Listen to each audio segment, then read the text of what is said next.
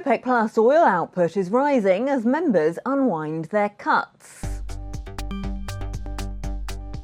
OPEC Plus countries pumped 26.75 million barrels of oil a day in May, according to a Reuters survey, as they reverse cuts that have been limiting output. That's expected to drive down prices, and so are talks between the US and Iran, although the two countries are still at odds over Tehran's nuclear enrichment at the moment. Homayoun Falakshahi is a senior oil analyst at Kpler. Homayoun, have OPEC Plus abandoned attempts to keep prices higher by restricting focus and moved to a focus on market share then? Yes, I think so. I think it shows really a real shift from the group, to focus on market share. You look at production growth from OPEC Plus versus non-OPEC Plus in 23 and 2024, and the OPEC Plus used to, see its production decrease year on year, whilst on the other side, non-OPEC Plus used to see its production continue growing. So I think it is a focus back on market share, and the realization that this year we probably won't see prices rise, high enough, unless there's, a black swan event or something that we cannot predict now.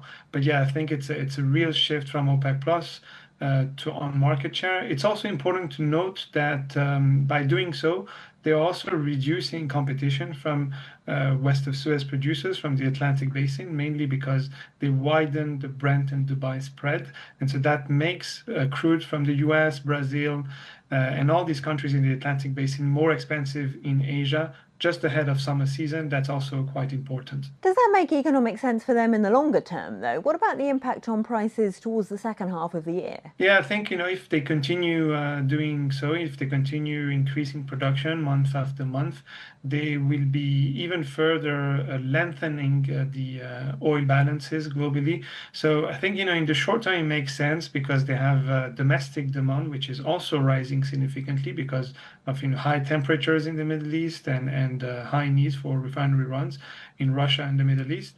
Beyond the summer, though, that domestic demand drops to normal levels, and then if they manage to continue increase production or even keep production flat after the summer, it's still too much supply versus where the balances are. And so based on that, based on the fact that we see balances considerably lengthening in the second half of the year by almost 1 million barrels per day more supply than demand, then we see prices dropping, and we see them dropping back to under $60 per barrel. What about the impact of US talks with Iran? Has the market started to price in a potential deal? Not really. I think the market is kind of, to my understanding, still pricing continuation of the talks.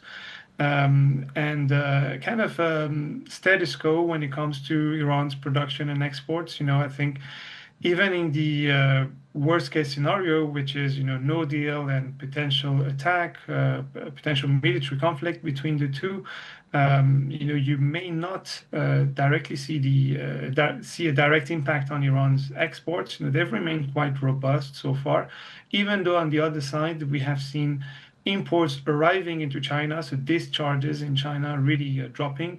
Last month they were under 1 million barrels per day, so compared with an average of 1.5 million barrels per day since the beginning of the year. I think the new normal for that trade is more around 1.2 million barrels per day compared to 1.6 million barrels per day when Donald Trump took over. So it's still a drop, but it's not that huge of a drop. It's not, the US is not going to drive Iran's exports down to zero, for example. Finally, Homayoun, you've said you expect the US's own production to fall this year. At prices this low, is drilling in the US just not worth it? So the break-even price for most of the new wells in the shale basins is located somewhere between $60 and $65 WTI. So it's pretty much where we are now, right? We have WTI once again above $65 per barrel.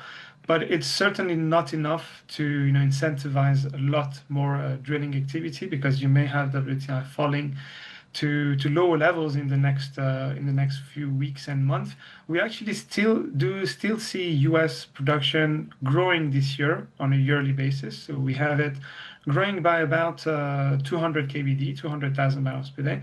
But based on where we are now and looking at the latest upstream activity In the US, when it comes to rig count, when it comes to drilled but uncompleted wells, or the productivity levels from new wells, I think next year we'll be seeing a drop in US production, probably a drop of around 200 kBD as well, year on year. But based on where we are compared to last year at the same point, we have already reached the peak and we should be starting to drop. We should start seeing those drops coming, especially at the end of Q3, beginning of Q4 this year. That was Homayoun Falakshahi of Kpler. Don't forget, you can watch more videos on Reuters.com.